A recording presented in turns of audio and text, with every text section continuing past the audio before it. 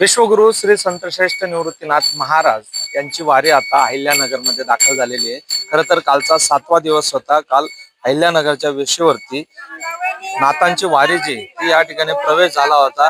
आपण पाहू शकतो मोठ्या संख्येने महिला वर्ग जो आहे तो या ठिकाणी भाविक जे ते या वारीमध्ये सहभागी झालेले आहे। खरं तर पाऊस जो आहे तो काही दिवसापासून अहिल्यानगर जिल्ह्यामध्ये पाऊस या ठिकाणी न होता, मात्र काल वारी या अहिल्यानगर मध्ये दाखल झाल्यानंतर पावसाला देखील या ठिकाणी सुरुवात झालेली आहे।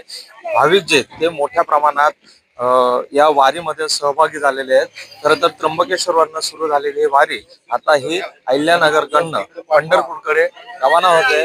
पाऊले काय सांगाल, काय कसा आनंद मिळतोय वारीमध्ये येऊन? इतका मोठा आनंद कसं काय, आम्ही आता वैकुंठातच चाललो, एवढा आनंद आहे।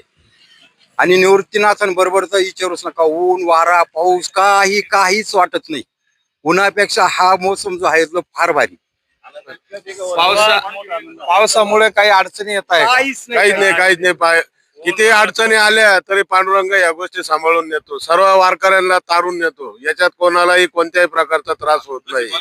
जशी त्र्यंबकेश्वर पासून तर आज या तारखेपर्यंत 6 तारखेपर्यंत आज आम्ही पारेगाव पासून निघालोय सकाळी। आता गोगलगावला मुक्कामी।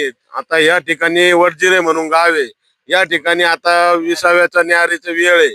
तरी पावसाचा कोणत्याही प्रकारचा आम्हाला कोणत्याही वारकऱ्याला त्रास नाही। ही सगळी पांडुरंगाची कृपा आहे। रामकृष्ण हरी।